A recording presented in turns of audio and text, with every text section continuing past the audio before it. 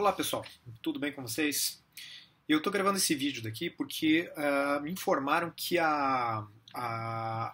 o primeiro vídeo da aula do dia 9 do 11 acabou se perdendo, né? E então ficou faltando se vocês acessarem, né, a videoconferência do dia 9 do 11, vocês irão verificar que de fato só tem um vídeo lá, e esse vídeo ele é o vídeo da segunda metade da aula, né? Em que então eu discuti o texto do Alexandre Coiré, né? Que é sobre ciência, a diferença entre a ciência medieval e a ciência antiga, né? E a ciência moderna também. Falei um pouquinho também sobre o Kant, né? Bom, na primeira parte da aula, eu havia feito inicialmente uma primeira... vai ser difícil lembrar exatamente tudo que eu falei, né, naquela aula agora, né, tanto tempo depois. Mas eu me recordo que eu era meramente conversado, né, com os alunos que estavam presentes, para que a gente, em primeiro lugar, deixasse claro quais são os conteúdos que têm que ser estudados, né? E depois eu dei uma aula a respeito, na primeira parte da aula, foi uma explicação a respeito da chamada prova ontológica do Santo Anselmo, né? Então eu vou falar um pouquinho disso daí hoje, vou falar evidentemente aqui de maneira resumida, né? Mas apenas para que vocês se situem e que, né, de maneira que aqueles que não puderam estar presentes nessa aula do dia 9, né, de novembro, né, que possam fazer ideia do que a gente discutiu na ocasião, né? Bem, então, primeiramente, quanto aos materiais, né, ou seja, o que tem que ser lido, o que tem que ser estudado. Bom, no nosso, né, e assim, eu acho que isso é importante agora de se falar, tendo em vista que em breve vocês vão ter a prova de vocês, né? Então vamos lá. Nós temos na nossa unidade curricular, né, 4 estudos, né? Ela foi dividida em 4 estudos. Cada estudo tem um livro didático, né? O primeiro livro didático é sobre filosofia antiga, né? Os materiais que vocês devem estudar lá. Em primeiro lugar, tem um texto chamado Nós e os Gregos, que é de um helenista brasileiro, né, chamado Jacinto Lins Brandão, né?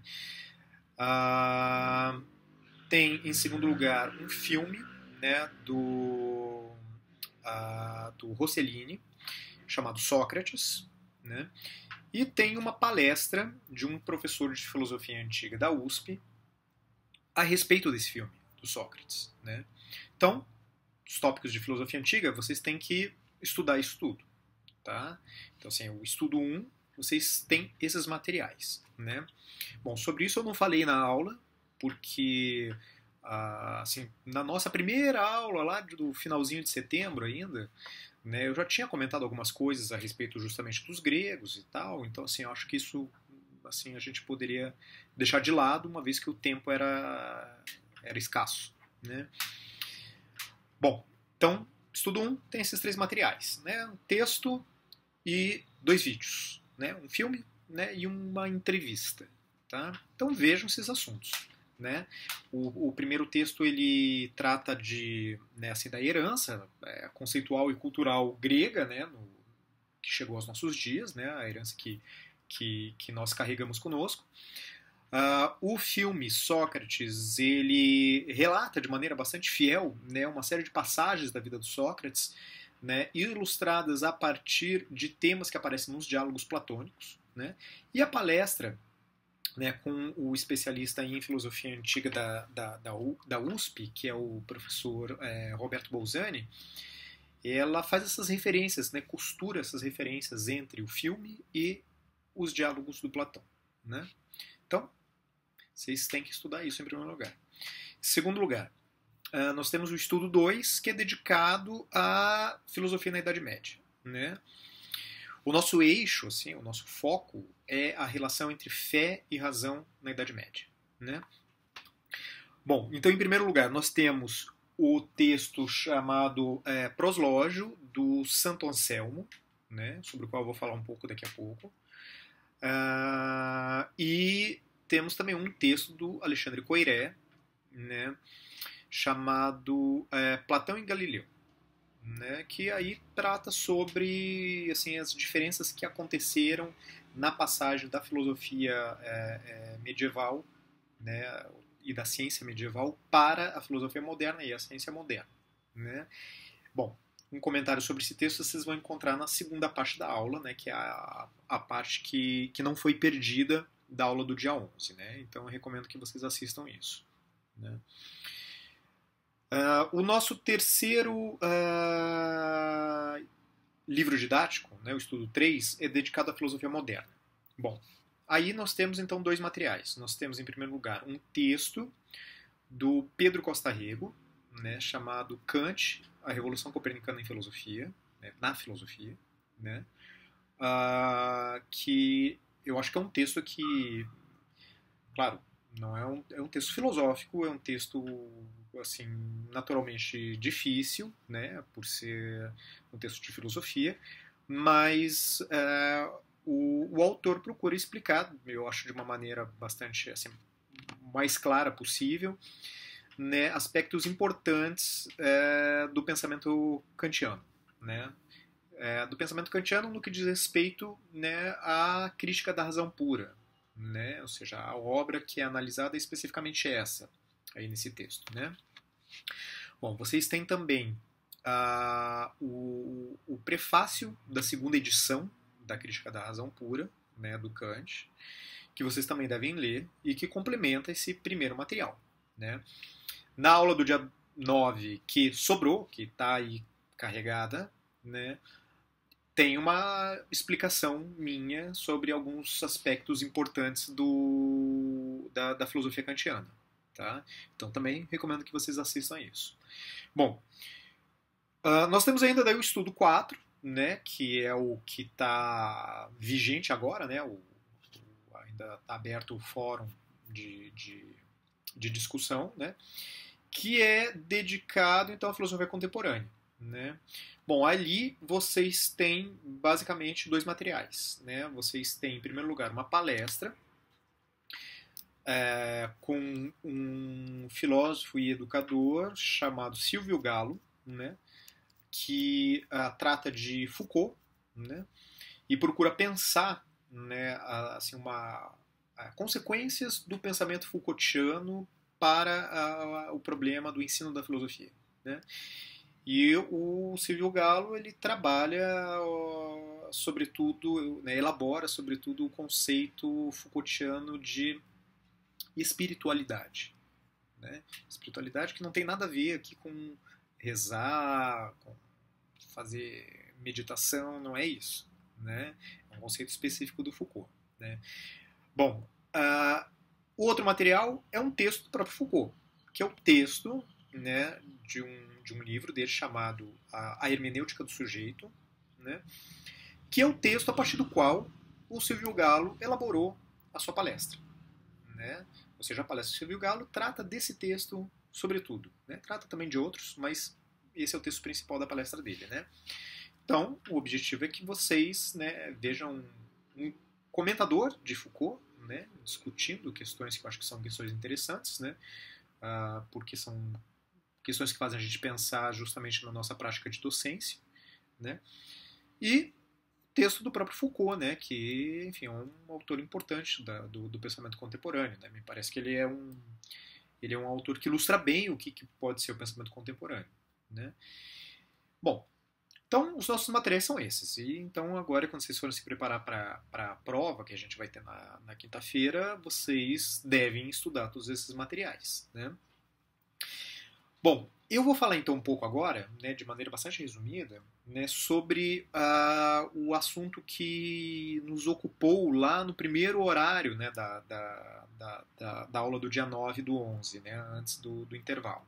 Né? A aula aqui, então, como eu disse para vocês, se perdeu. Né? Bom, Nós conversamos nesse primeiro horário da aula sobre o conceito, sobre a ideia, né, de uma prova ontológica acerca da existência de Deus, né? Ou seja, sobre o monológio, desculpem, sobre o proslógio do Santo Anselmo, né? Bom, então vamos lá. Em primeiro lugar, né, o objetivo do Santo Anselmo com esse texto é, né, como ele próprio diz, oferecer uma prova a priori acerca da existência de Deus, né? Bom, em primeiro lugar, um breve esclarecimento sobre esse termo, né, a priori. Essa expressão, né, a priori, é uma expressão latina que significa, assim, a gente poderia traduzir dessa maneira, né, sempre antes, tá? Sempre antes pelo seguinte motivo, porque o antes aqui não é antes em sentido cronológico, né? Antes em sentido cronológico é antes em relação a alguma coisa, né? E é sempre depois em relação a uma coisa que fica para trás dele. Então vamos pensar assim, né?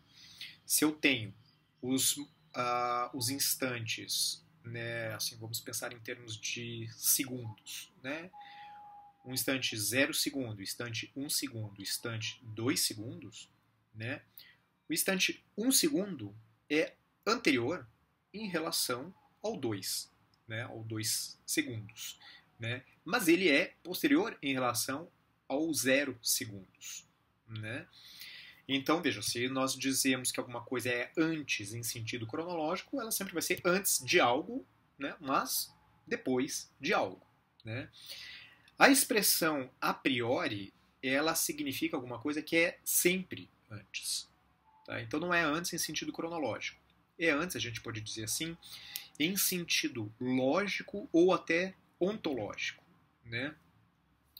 Bom, essa expressão ela é tradicionalmente usada na filosofia para designar alguma coisa que antecede toda e qualquer experiência possível. Né? Ou seja, a priori, né, e esse, por exemplo, o sentido em que o Kant utiliza o termo, né, assim, que é um dos temas de estudo de vocês também, né, a priori significa, então, aquilo que antecede a experiência. E é aquilo, então, né, portanto, que eu posso conhecer e compreender antes de ter tido toda e qualquer experiência que se queira. Tá? Então, isso é que significa, fundamentalmente, a priori. Bom, se o Santo Anselmo está querendo dar uma prova a priori da existência de Deus, isso significa o seguinte: ele pretende provar que Deus existe, né, unicamente por referência à sua razão, ao seu pensamento. Né? A ideia aqui é aquilo que vem da experiência não é puro pensamento, é experiência. Né? Depende da minha sensibilidade, depende dos meus sentidos, depende do que eu encontro aí no mundo. Né? Aquilo que é absolutamente a priori em relação à experiência só pode se basear na minha razão. Tá?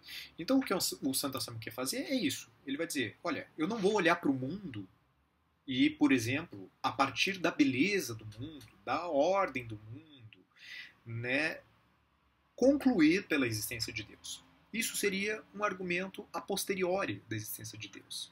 Né? Por exemplo, vocês já devem ter ouvido falar, né, que tem algumas discussões aí em voga hoje, tal, que tem gente que fala do conceito de design inteligente, não sei o que lá, né, que, enfim, que, né, se o mundo ele é organizado da maneira como ele é, assim, tudo tendo uma determinada, de maneira geral, uma determinada finalidade, tudo tendo uma estrutura, né, que é bastante harmônica e integrada, né, e isso teria que nos fazer concluir pela necessidade de um criador inteligente, né, que institui essas coisas. Né. Bom, esse seria um exemplo, então, né, sem entrar no mérito aqui se esse é um bom argumento ou não, né, esse seria um exemplo de um argumento a posteriori, né, que pretenderia provar a existência de Deus, ou seja, olhando o mundo, né, fazendo a experiência do que é o mundo, né, eu concluo Deus existe. Tá? Bom, o Santo Anselmo não quer fazer isso. Tá? Ele quer oferecer uma prova absolutamente racional. Tá? Esse é o objetivo dele. Certo? E então aqui, né, a gente vai ver, né, como eu já observei lá numa material didático de vocês, né, que afinal de contas, né, o Santo Anselmo ele está dando uma clara demonstração, né, de uma associação, né, ou de uma comunhão de interesses aqui entre razão e fé, né? Porque, enfim, porque a razão ela está sendo usada a serviço justamente da fé, né? Porque do ponto de vista cristão, né, a concepção tradicional é a seguinte, né? Existe um texto, que é a Bíblia, que é a verdade revelada, e ela diz que Deus existe, então Deus existe, né? Ou seja, né, é mediante, né, a autoridade, a pretensa autoridade desse texto, né, que os fiéis sabem que Deus existe, que Deus fez o mundo em 7 dias, e etc, etc, etc. Né? Ou seja, né, todo o relato da criação e todo o relato da visão de mundo judaico-cristã se encontra, afinal de contas, né, num texto que teria sido revelado aos homens. Né? Bom, o Santo Anselmo ele não quer meramente se contentar com isso, porque, enfim, né, é somente se eu acredito que esse texto foi um texto revelado que eu aceito justamente esse tipo de argumento. E se eu não acredito que esse texto foi um texto revelado, eu não vou aceitar nunca. Né? Então o Santo Anselmo ele quer contornar, digamos assim, essa dificuldade. E o que ele quer fazer é o seguinte, ele quer oferecer uma prova da existência de Deus, né, que não faça referência direta à Bíblia, tá? Mas que prove que o Deus da Bíblia existe. Né? Essa é a pretensão do Santo Anselmo. Né?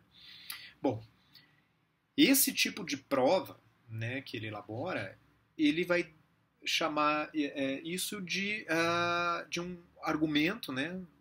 Enfim, porque é uma demonstração lógica, né? Assim, essa que é a ideia, né? E a tradição filosófica ocidental, ela passou a designar isso como argumento ontológico, tá? Ou prova ontológica. Bom, ontológico, né? Assim, em grego, on significa ser, né? Ou então ente, né? Aquilo que é, né? Ontos é um genitivo, né? Significa do ser, né? E lógico vem de logos, né? Que significa discurso. Então, assim, aquilo que é ontológico é aquilo que é um discurso sobre o ser. Então, prova ontológica da existência de Deus significa uma prova que fala, né? Que discursa, que elabora um discurso a respeito do ser de Deus, ou seja, da existência de Deus. Tá? Então, por isso que isso se chama também de prova ontológica ou argumento ontológico. Tá? Bom, como é que vai funcionar essa prova ontológica da existência de Deus no Santo Anselmo? Né? O Santo Anselmo ele vai partir de um dado, digamos assim, né? Que seria a definição de Deus. Né? Bom, em primeiro lugar, uma definição. O que significa uma definição? Definição é um discurso que fala algo a respeito da essência daquilo de que se fala. Tá? Um exemplo. Se eu penso numa definição de triângulo, né? Triângulo pode ser definido do seguinte modo. Triângulo é uma figura de 3 lados. Então, figura de 3 lados, essa é a definição de triângulo. Tá? Ou seja, esse discurso, né, o triângulo é uma figura de 3 lados. Ou seja, esse discurso, né, isso é uma definição. Né? Bom, a definição, ela sempre é a expressão da essência daquilo de que ela é definição. Tá? Então, eu posso dizer assim, né, a definição do triângulo, ela é a expressão de qual seja a essência do triângulo. Ou seja, essência significa o que o triângulo é. Tá? Bom, mas vejam aqui vocês, né? Quando eu conheço a essência de alguma coisa, não se segue necessariamente que essa coisa exista. Tá? Ou seja, eu posso dizer assim, triângulo é uma figura de 3 lados. Tá? E pode ser que eu não consiga encontrar nenhum triângulo aí pela minha frente. Vamos supor que eu tenha ido parar numa ilha deserta onde não tem nenhum triângulo, né? Vamos supor que essa ilha só tem pedras e não tem areia, não posso nem riscar um triângulo, eu não vou encontrar triângulo nenhum, em parte nenhuma. Tá? Então, né, eu vou ter um conceito de triângulo e, no entanto, não vou encontrar triângulo nenhum pela frente. Certo? Então, veja, né, as coisas elas podem ser definidas, né, de uma maneira ou de outra, ou seja, eu posso pensar em qual seja a essência disso ou daquilo, né, mas, assim, se essas coisas existem na chamada realidade ou não, isso é uma outra questão, é um outro problema, né? Bem, então a questão é a seguinte, né? Se eu parto de uma definição do que seja Deus, né? Será que existe isso chamado Deus? Ou será que eu tenho meramente assim uma definição de algo meramente imaginário? Ou de como os medievais chamavam, de um simples ente de razão, ou seja, um ente de pensamento, uma coisa que só existe na minha cabeça, no meu pensamento, e que não existe na realidade. Tá? Então esse é um problema. Né? Bom, vamos ver como é que o Santo Anselmo faz. Né? O Santo Anselmo, ele vai dizer que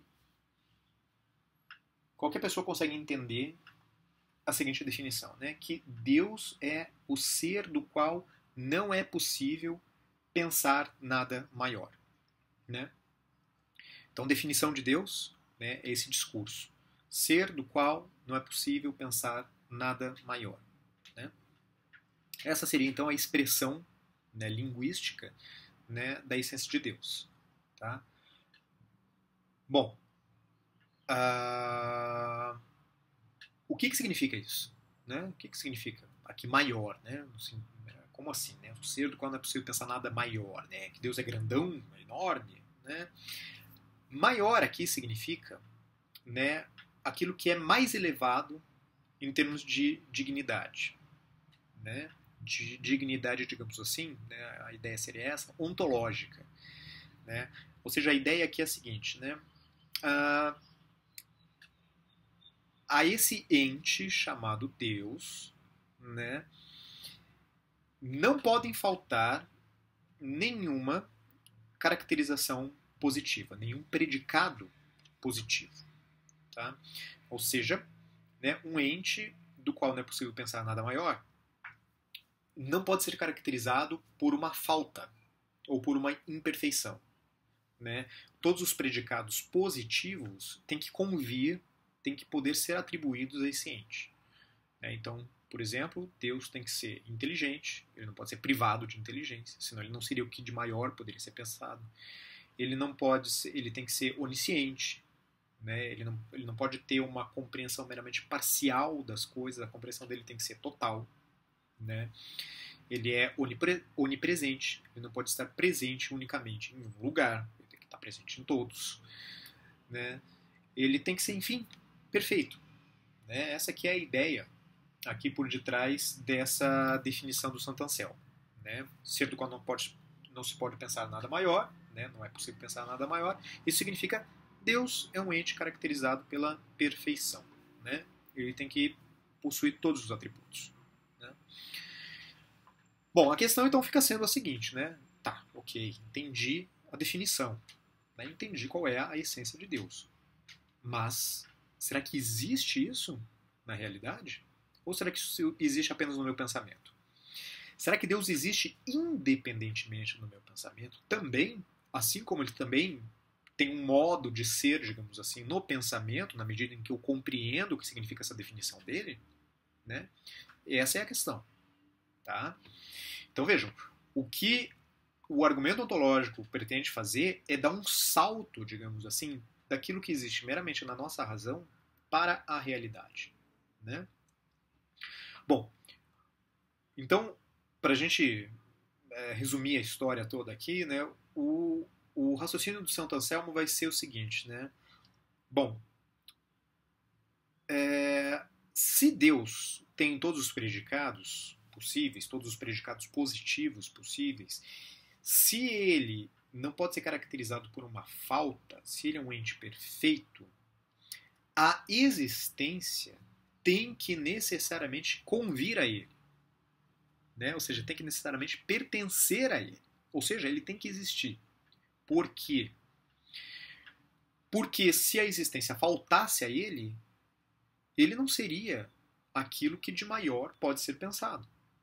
Porque eu poderia, então, pensar num ser, ou num determinado ente, ao qual a existência também fosse atribuída, e que seria, então, maior do que esse outro aí. Né? Ou seja, se Deus é perfeito, a existência não pode faltar a ele, porque senão isso seria, né, uma imperfeição de Deus. Né?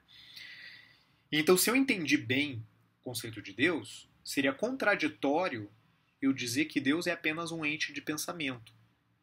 Né? Contraditório pelo seguinte motivo, porque eu diria, ok, entendi, né? Deus tem que possuir todos os predicados, mas ao mesmo tempo eu estaria dizendo, tá, mas a existência, não, isso ele não possui. Né? Isso seria contraditório. Tá? Então, enfim, né, o Santo Anselmo ele utiliza esse tipo de raciocínio. Né? Ele vai então dizer que quando eu compreendo adequadamente, né, quando eu vejo realmente o que está em jogo nessa definição de Deus, né, eu sou forçado a reconhecer. Ele tem que existir. Ele não pode, né, não pode acontecer com ele outra coisa senão existir. Já estar existindo. Tá? E existir, então, aqui significa, né, ele tem um ser independentemente do meu pensamento. Né? Não é apenas um ente de razão, não é algo meramente imaginado, não é um construto mental. Né? Ou seja, a ideia de Santo Anselmo é, sim, ele tem que ter a existência, né, exterior ao meu pensamento, independente do meu pensamento. Tá? Bom, pessoal, então, assim, né, assim, a gente discutiu mais coisas na aula, né, mas que, assim, eu acho que o essencial, né, seria isso, né, os alunos participaram bastante, né, assim, é uma pena que a primeira parte do vídeo tenha se perdido, né, porque os alunos participaram muito e com questões muito interessantes, né, mas tá aí, né, assim, eu acho que o essencial do argumento ontológico é vocês entenderem isso, né, que que a prova ontológica da existência de Deus é uma inferência da existência de Deus a partir da sua essência. Né? E vejam, né, a prova ontológica ela só vale para Deus. Tá? Só vale para Deus. Por quê? Porque Deus é o único ente que é caracterizado, né, por ser aquilo que de maior aquilo do qual não é possível pensar nada maior. Tá? Ou seja, né, Deus é o único ente que é caracterizado, né, por essa perfeição, ou seja, por possuir todos os predicados e, portanto, por não poder faltar a ele, né, o predicado ou a qualidade, então, da existência. Tá? Bom, de qualquer outra coisa, né, assim, isso pode faltar, né, porque, afinal de contas, quando eu penso, sei lá, por exemplo, numa planta, né, uma planta não é perfeita. Ela não tem todos os predicados, ela tem determinadas características. Quando eu penso num animal, né, igualmente, ele tem determinadas características, né, não tem todas. Até mesmo quando eu penso, sei lá, se eu quiser pensar em outros seres, como por exemplo num anjo, né, ele tem determinadas características, mas ele não é, pura e simplesmente, Deus. Né? Então, assim, provar se um anjo existe dessa maneira que o Santo Anselmo faz não seria possível. Tá? Ou seja, o argumento ontológico, né, esse é o meu ponto aqui, o argumento ontológico ele só vale para Deus e para mais nenhum outro ente. Tá? E isso o Santo Anselmo ele tinha bem claro. Né? Ou seja, não foi uma ideia que foi utilizada para provar a existência de toda e qualquer coisa imaginada, tá? Ou pensada. Né? Bom, e então, só para a gente encerrar, né, a discussão aqui, né, o argumento ontológico ele se tornou muito famoso na história da filosofia, né, depois do Santo Anselmo. Né? Até a filosofia, até os autores modernos, né, até ali século XVII, até século XVIII ainda, né, uma série de autores, né, da filosofia ainda utilizava, digamos assim, recauchutava, né, o argumento ontológico do Santo Anselmo.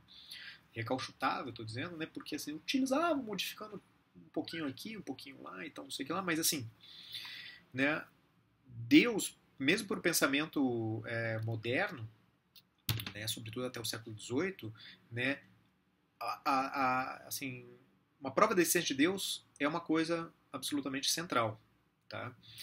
Por exemplo, né, o Descartes.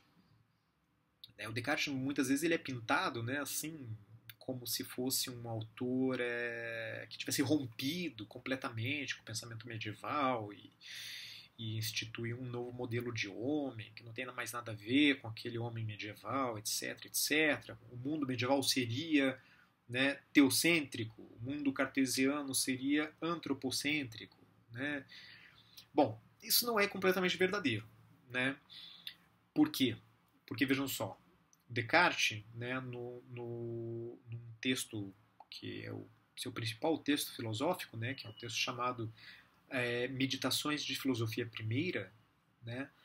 Bom, esse é o texto no qual ele apresenta aquele famoso argumento do gênio maligno, né, que ele utiliza, né, a chamada dúvida metódica, né? Ele diz, olha, eu vou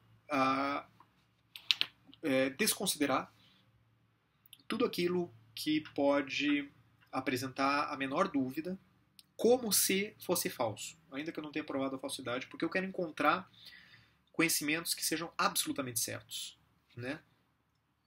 Bom, então Descartes ele vai chegar a uma primeira evidência para ele, que é absolutamente certa, que é absolutamente indubitável, que é aquela, né, que diz: eu penso, eu sou, né? Ou eu penso, eu existo.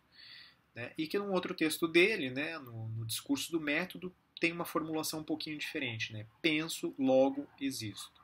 Né? Nas Meditações de Filosofia Primeira, tá assim: eu penso, eu sou. Tá? Bom, em seguida, o Descartes quer saber, né, se ele pode confiar em mais alguma coisa. Ou se o único conhecimento absolutamente certo que ele tem é o conhecimento segundo o qual ele, por pensar, ele existe. Né? Não, que ele não pode duvidar disso. E vejam só, daí o que vai acontecer, pessoal? Aí, lá essa obra, né, Meditações de Filosofia Primeira, ela é dividida, né, em 6 meditações, né? E na terceira meditação, o Descartes vai utilizar uma prova da existência de Deus. Por quê? Porque o Descartes ele vai dizer assim: olha, eu tenho aqui na minha cabeça a ideia de perfeição. A ideia da perfeição ela não poderia ter vindo de mim mesmo, porque eu sou imperfeito. Né? O imperfeito não poderia criar a ideia do perfeito. Se eu tenho, no entanto, essa ideia da perfeição, isso significa que, necessariamente, alguém tem que ter colocado ela na minha cabeça. Né? E o criador dessa ideia só pode ser ele próprio, perfeito. Então a ideia de perfeição que eu posso ter na minha cabeça é uma espécie de marca, de carimbo, né? de código de barras, vamos dizer assim, né? Que o Criador colocou nas suas criaturas. Né? E, bom, e se ele é perfeito, isso significa que ele é veraz. Ou seja, ele não engana, ele não mente, ele não faz com que eu me equivoque. E ele não pode se deleitar, então, né, com os meus equívocos. Né? Diferentemente lá do gênio maligno, né, do qual o Descartes fala na primeira meditação. Né? Que pode estar sempre me enganando e tal, e pode estar se comprazendo em fazer isso. Então, o Descartes vai dizer, bom, então, se eu tenho essa ideia, se essa ideia não pode ter sido criada por mim, tem que ter sido criada pelo próprio ente perfeito, né, a ideia de perfeição, isso significa, então, que que, afinal de contas, né, existe um Deus veraz, né, que é ele próprio perfeito e que me fez da maneira como ele me fez. E se ele me fez da maneira como ele me fez, então toda vez que alguma coisa parecer para mim evidente, né, ou seja, aquilo que é evidente para o Descartes é aquilo que é claro e distinto, né, toda vez que eu fizer a experiência da evidência, como por exemplo quando eu digo 2 mais 2 são 4, né? Então eu posso estar certo de que isso é verdade. De que, enfim, né, o meu pensamento corresponde às coisas como as coisas são em si mesmas. Tá? Então vejam, né? O argumento do Descartes aqui, né, o Descartes utiliza a prova, né, da existência de Deus, né, ele procura dar uma prova, ele modifica um pouco o argumento do Santo Anselmo, mas assim ele pretende provar a existência de Deus. E o ponto aqui é o seguinte, né, a ciência cartesiana ela é totalmente dependente dessa prova da existência de Deus. Ou seja, não tem ciência para o Descartes sem Deus como uma espécie de garantia de que os meus pensamentos, quando são evidentes, eles são também verdadeiros e não são autoequívocos. Tá? Então, né, esse, enfim, é apenas um exemplo, né, de como o argumento ontológico do Santo Anselmo ele foi importante para as gerações futuras, né, gerações posteriores, né, de filósofos. Tá? Bom, e claro, o argumento também foi criticado, né, foi criticado inclusive pelo Kant, né, mas enfim, mas aqui eu vou deixar isso de lado porque a crítica ao argumento ontológico ela não nos interessa aqui. Caso vocês tenham dúvidas, vocês me escrevam que eu esclareço isso para vocês. Tá bom? Bom, pessoal, então é isso. Essa foi a parte da aula que tinha se perdido. Então espero que eu tenha conseguido articular aqui os temas de maneira que isso ajude vocês, né? E assistam a segunda parte da aula, né? Que já estava disponível ali, tá bom? Ótimo resto de domingo para todos, né? E nos vemos na quinta-feira, tá? Eu estarei presente aí na aplicação da prova, tá bom? Eu vou lá e maltratar vocês ali na hora da prova, beleza? Até mais, pessoal.